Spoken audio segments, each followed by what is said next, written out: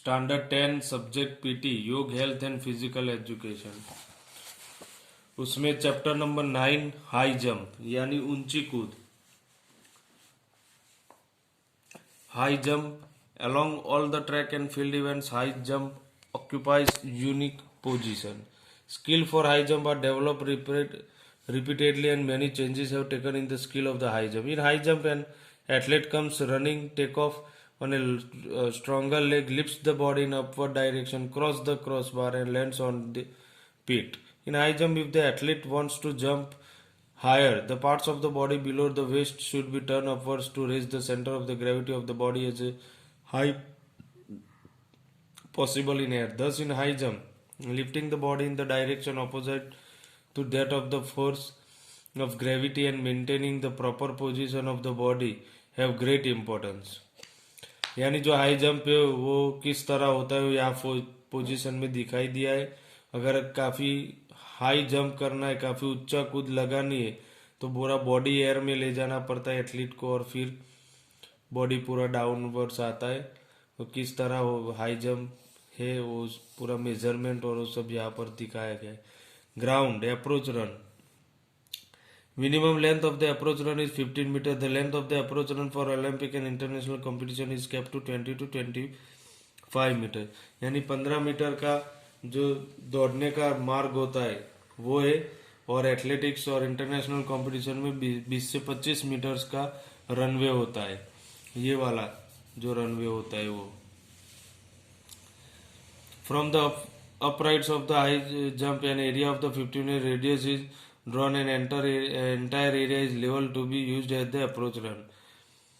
Pit length is 5 meter and width is 4 meter. Inside of filling the pit with sand and rubber foam, pit is used for the safety. यानी जो खड्डा होता है वो 5 metre का होता है और उसके अंदर रेती या वैसा फोम रबर का जो होता है उससे बना हुआ होता है। साधन इक्विपमेंट, कौन से इक्विपमेंट यूज होते हैं हाई जंप में वो दिखा है। Uprights, they shall be sufficiently high as to exceed the actual heights to which the cross bar is raised by at least 10 centimetre. The distance between the uprights shall be not less than 4 metres nor more than 4.404 metres. Cross बार,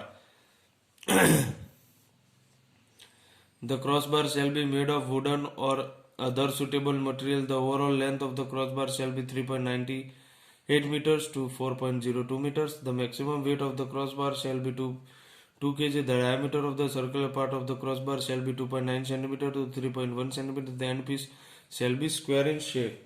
यानी जो cross bar होता है आडोवास, जो उसका पूरा diagram और वो सब दिया है यहाँ पर। Support of the crossbar shall be 4 cm wide and 5 cm long with rectangle shape. Skill, ऊंची कूद की कौशल्य कैसा है। Approach run, take off, bar clearance and landing, यानी पहले आपको दौड़ना है, फिर टेक ऑफ लेना है, फिर वास जो लकड़ी है बीच में उसको क्रॉस करना है, और फिर आपका बॉडी लैंड करना है। वो पूरा यहाँ पर दिखाया गया है। The first one is approach run. Following items can be included in approach run. Direction. The direction should be taken by the athletes. Depend on the style that the athletes intend to adopt. In the scissor style, eastern cutoff style and Fosbury flop style, the take-off leg is placed on the outside. यानी ये सब style है जिसे athlete take off लेता है. Away from the crossbar compared to the free leg.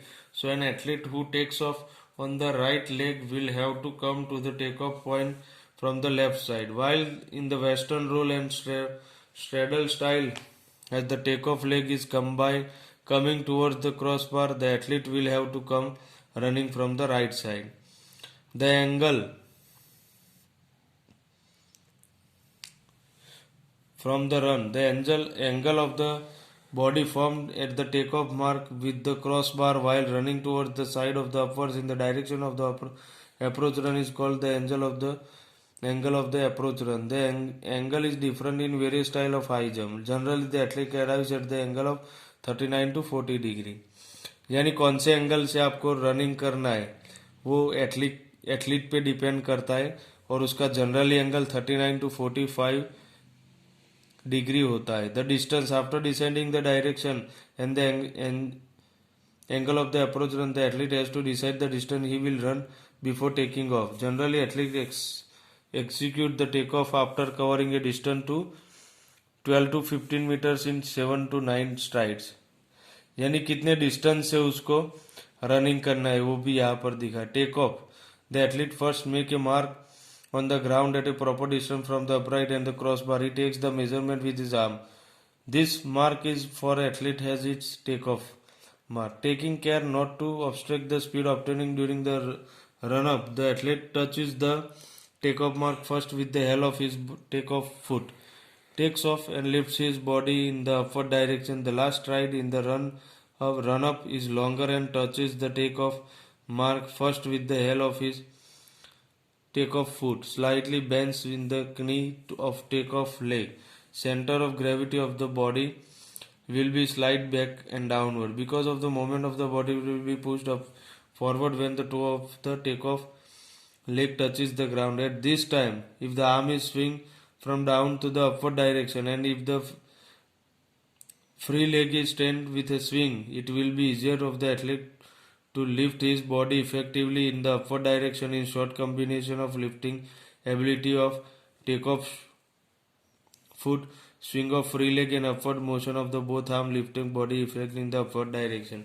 यानी take off किस तरह से एथलीट को लेना है वो यहाँ पर दिखा है.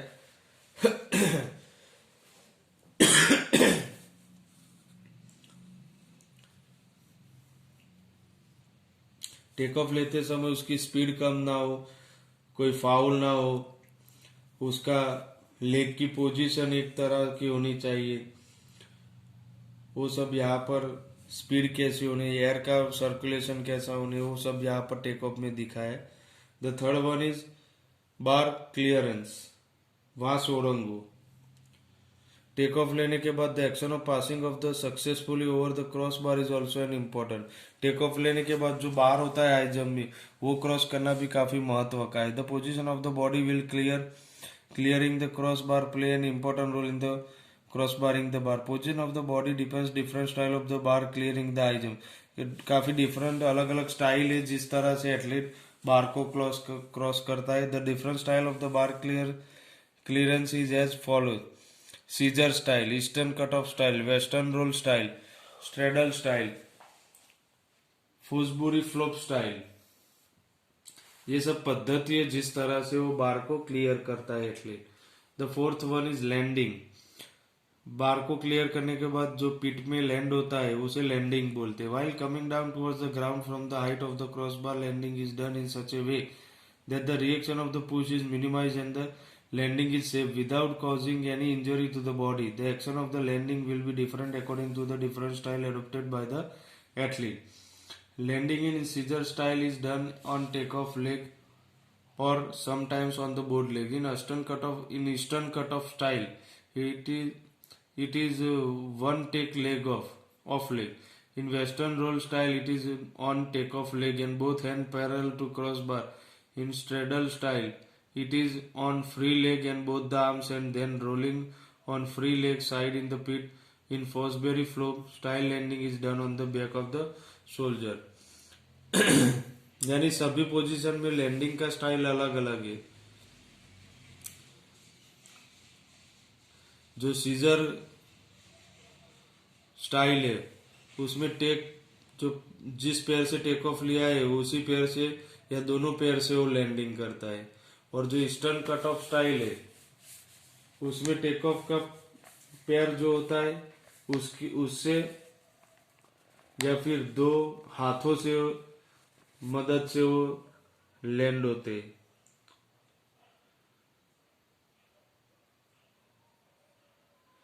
और जो फोसबेरी फ्लो स्टाइल है उसमें एथलीट पूरा उसकी पीठ पे यानी बैक साइड और शोल्डर से पूरा लैंड होता है, वो यहाँ पर दिखाया गया है. Style of bar clearance in high jump, ऊंची कूद में वास ओरंगने की पद्धति यानी सीजर स्टाइल कातर पद्धति जिसे बोलते हैं. ईस्टर्न कट ऑफ यानी पूर्वीय काप पद्धति.